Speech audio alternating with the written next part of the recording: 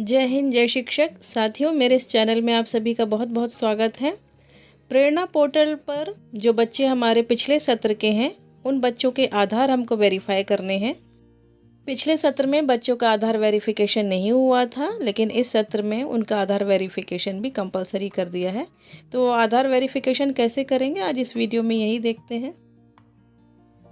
पिछले सत्र के छात्रों का आधार वेरीफाई करना बहुत आवश्यक है। उसके लिए अब आपको जाना होगा डीबीटी ऐप पर, जैसे कि अभी तक आप हर काम करते आ रहे थे, और उसके बाद आप जाएंगे डीबीटी पर।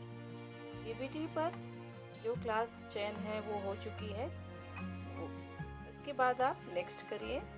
अब आप यहाँ देखिए कि कुछ छात्र प्रमाणित, कुछ अप्रमाणित, और कुछ छात्र जो एनरोल हैं उनको प्रमाणित करने के लिए शो हो रहा है। तो हम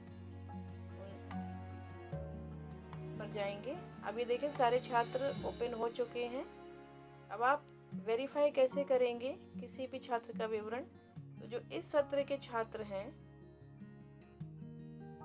जो नए प्रवेश वाले हैं, आपको उनको वेरीफाई नहीं करना है। अभी आपको करना है जो पुराने सत्र के छात्र हैं उनको आपको वेरीफाई करना है, क्योंकि पिछले सत्र छात्रों का आधार वेरिफिकेशन नहीं हुआ था, इसलिए इस सत्र में वेरिफिकेशन होगा उनका।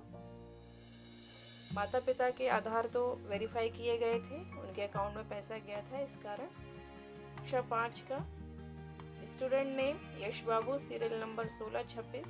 यदि आपको कोई स्टूडेंट जल्दी ढूंढना है तो आप यहाँ सीरियल नंबर पे भी टाइप करके ढूंढ सकते हैं। सीरियल नंबर यानी कि प्रवेशांक यदि हम यहाँ पर एंटर करेंगे तो वो छात्र तुरंत आपको स्क्रीन पर दिखेगा। लेकिन यहाँ मैंने लॉन्ग प्रोसेस से छात्र को ढूंढ लिया है। अब आपको इस ग्रीन लेटर पे जाना है, विवरण भरे। विवरण भरे में कक्षा 5 प्रवेशांक, यहाँ प्रवेश तिथि आपको एंटर करनी है, उसकी सही प्रवेश तिथि। यदि छात्र छात्रा का आधार बना है तो हाँ, और नहीं बना तो नहीं। जिसका बना हुआ है तो हम हाँ कर देंगे। अब आपको छात्र छात्रा का नाम आधार के अनुसार भरना है, जैसे कि अभी हम नए प्रवेश वाले बच्चों का भर रहे थे। फिर लिंग आधार के अनुसार, जन्म तिथि आधार के अनुसार, सन ऑफ, केयर ऑफ ये भी आधार के अनुसार, उसका छात्र छात्रा के साथ संबंध क्या है, माता है, पिता है या अभिभावक है।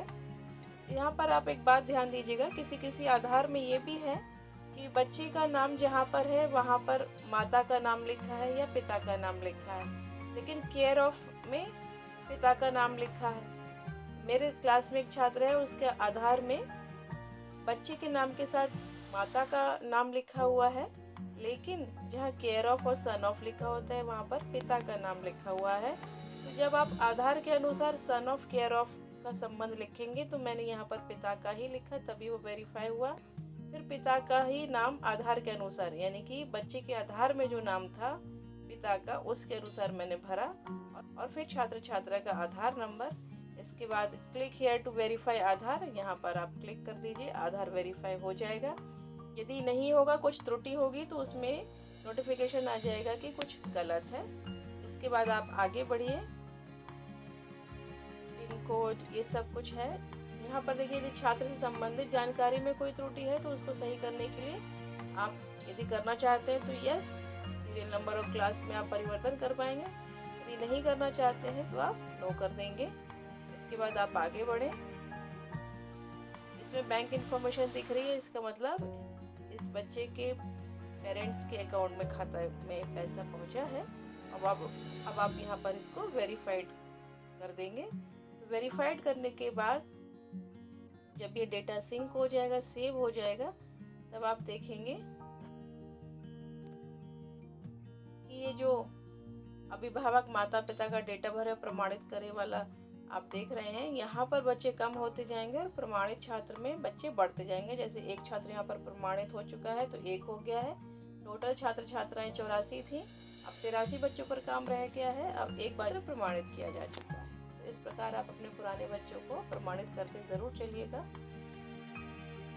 यहाँ एडिट में जब आप जाएंगे, यहाँ पर आपका विद्यालय name, school, district, block, town, EHRMS, UDISE code सब आएगा। यदि आपको यूडाइस कोड में परिवर्तन है तो वो भी आप सही कर सकते हैं।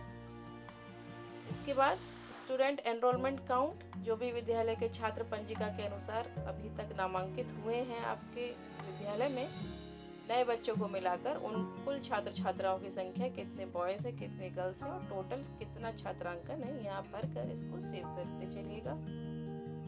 फिर मिलती हूँ आपसे, तब तक के लिए कीप वॉचिंग, गुड बाय।